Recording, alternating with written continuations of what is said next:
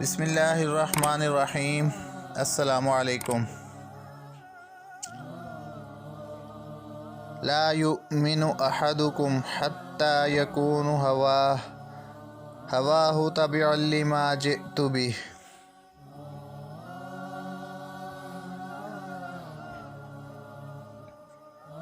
ترجمہ: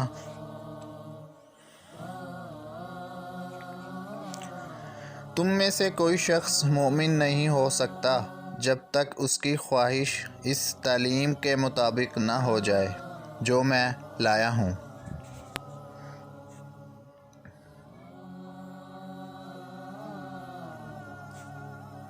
تشریح: